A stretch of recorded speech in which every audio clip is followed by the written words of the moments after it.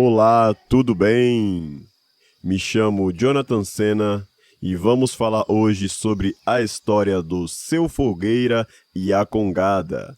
Mais uma história da região de Cotia, feita através da Lei Federal Aldir Blanc, número 14.017/2020.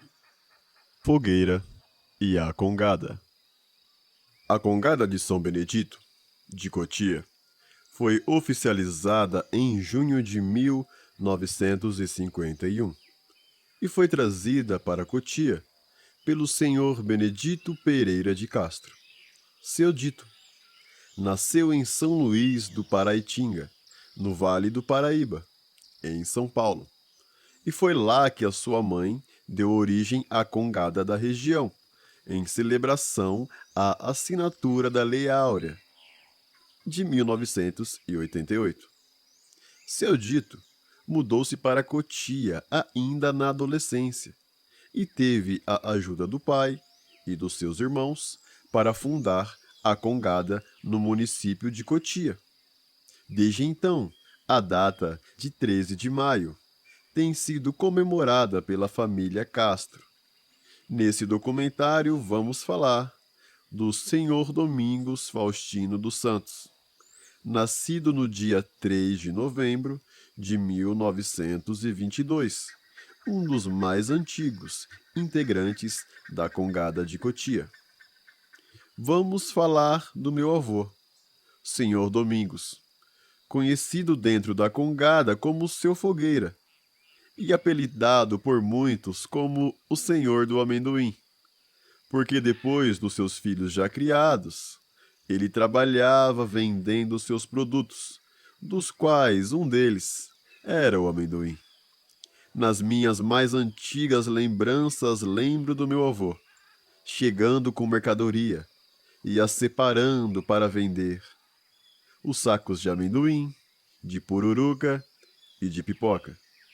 E no verão ele vendia geladinho natural, feito com a fruta e leite.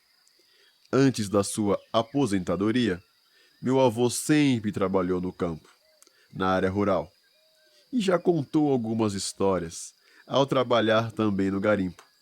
Uma história em especial, ele disse entrar em uma caverna quando era ainda jovem, que quando os raios do sol entravam na caverna, o brilho era tão intenso que era muito difícil continuar com os olhos abertos. Meu avô foi pai de 15 filhos, com sua única esposa Cidalice Sena dos Santos, dos quais 9 estão vivos, fruto dessa linda família. Ele teve 14 netos, dos quais eu sou um, e 6 bisnetos, e ele viu os 6 bisnetos antes de falecer. Meu avô nasceu no dia 3 de novembro de 1922, em Vitória da Conquista, na Bahia. E ao se casar com a minha avó, teve filhos na Bahia e em sua trajetória para São Paulo, em algumas paradas teve outros filhos. E assim ele teve filhos baianos, mineiros e paulistas. Vem comigo nessa viagem da Bahia com destino a São Paulo e conheça meus tios, filhos do Senhor Domingos. Por aqui, senhora. Oh, é um amor de menino. Está aí, senhora. Oh, e lá vamos nós. Esta não é. E lá vamos nós. Oh, esta também não é. E lá vamos nós. E lá vamos nós. Oh, esta também não é. E lá vamos nós. Ele teve 3 filhos em Vitória da Conquista. O seu primeiro filho nasceu no dia 4 de setembro de 1949, Francisco Faustino dos Santos. Logo após, ele teve uma filha, Maria Dalva Sena dos Santos, que nasceu no dia 2 de abril de 1952. Logo após, outra filha, Maria da Glória Sena Leite, que nasceu no dia 20 de agosto de 1956. Então ele continuou o seu caminho e teve um outro filho em Nanuque, Minas Gerais, Walter Faustino dos Santos, que nasceu no dia 22 de agosto de 1960. E continuou o seu caminho e teve mais 3 filhos em Minas Gerais, só que em Serra dos Almorés. Nascido no dia 4 de agosto de 1962, nasceu Edivaldo Faustino dos Santos. Logo após, uma filha, a minha mãe. Dia 20 de junho de 1965, Maria Lucinéia Sena Leite Bernardes. E logo após, outro filho, Vilmar Faustino dos Santos, que nasceu no dia 1º de abril de 1969. E então ele volta lá para Nanuque e tem uma filha, Celidalva Sena dos Santos, que nasceu no dia 10 de janeiro de 1971. E então ele vem para Cotia e tem o seu último filho, Sidney Sena dos Santos, que nasceu no dia 14 de agosto de 1972.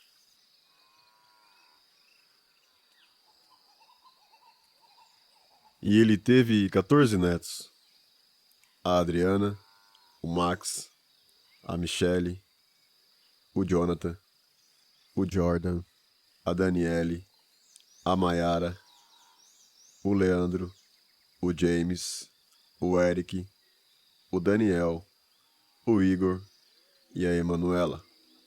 E seus bisnetos: a Beatriz, o Davi, o Pedro, a Maria Eduarda, o Luca e a Maria Júlia. E essa é a família do seu Fogueira, minha família. Meu avô sempre foi um homem bom. Conhecido na região aonde tinha a sua casa, sempre estava na beira dos campos de futebol, em Cotia, vendendo seus produtos e revendo os seus velhos amigos. Não se sabe ao certo em qual época meu avô se tornou integrante da Congada de Cotia, porque desde muito tempo seu Dito e seu Fogueira eram amigos, e não se tem um arquivo em especial que date o início da participação do meu avô na Congada. O culto das Congadas também é conhecido como Congado ou Congo, tem origem afro-brasileira.